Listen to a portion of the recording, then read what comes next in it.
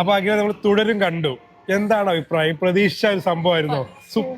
Super ആയിരുന്നു അല്ലേ? ഇപ്പൊ ഞാൻ ലാസ്റ്റ് കണ്ടത് എമ്പുരാനാണ്.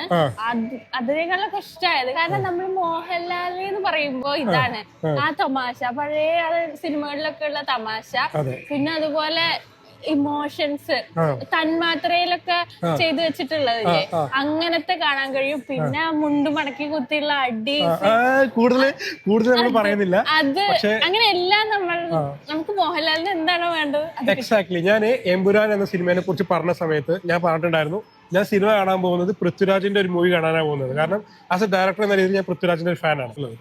ഞാൻ ഉദ്ദേശിച്ച മോഹൻലാൽ അതായിരുന്നു ശരിക്കും തുടരും എന്ന സിനിമ എനിക്ക് കിട്ടിയത്. അഖിലിക്കതല്ല കിട്ടിയത്. ഒരു മോഹൻലാൽ ഫാൻ ആണെങ്കിൽ, നോട്ട് ഓൺലി മോഹൻലാൽ ഫാൻ, ഒരു മലയാള സിനിമ ഇഷ്ടപ്പെടുന്ന ഒരാൾക്ക് ശരിക്കും ത്രില്ലടിപ്പിക്കുന്ന, അതായത് ഒരു നമ്മളിങ്ങനെ വളരെ ദാഹിച്ച് നടത്തിക്കാന്ന് വിചാരിക്കുക, നല്ലൊരു തണുത്ത വെള്ളം ഇങ്ങനെ ഒഴുകി വരുന്ന ഒരു അരുവിക്കരയിൽ നിന്നിട്ട് നമുക്ക് നല്ല തണുത്ത വെള്ളം ആവോളം കുടിക്കാൻ പറ്റി എങ്ങനെ ഉണ്ടായിരിക്കും? ആ ഒരു ഫീലാണ് എനിക്ക് ഉണ്ടായത്. കാരണം സ്റ്റാർട്ടിങ്ങില് പടം തുടങ്ങിയിട്ട് കുറച്ച് ഒരു ചെറിയ ലാഗ് വന്നു, എനിക്ക് ഫീൽ ചെയ്തു. അതായത് ഇന്റർവെല്ലിന് തൊട്ട് മുമ്പ് ചെറിയൊരു ലാഗ് വന്നു. ആ ലാഗ് വന്നത് നമ്മൾ പറയില്ലേ, പുലി പതുങ്ങുന്നത് ഒളിക്കാനല്ല എന്ന് പറയുന്ന പോലെയായിരുന്നു എനിക്ക് ആ ഒരു ഫീൽ ചെയ്തത്. അടിപൊളിയായിട്ടൊരു ഫീലായിരുന്നു എനിക്കുണ്ടായത്.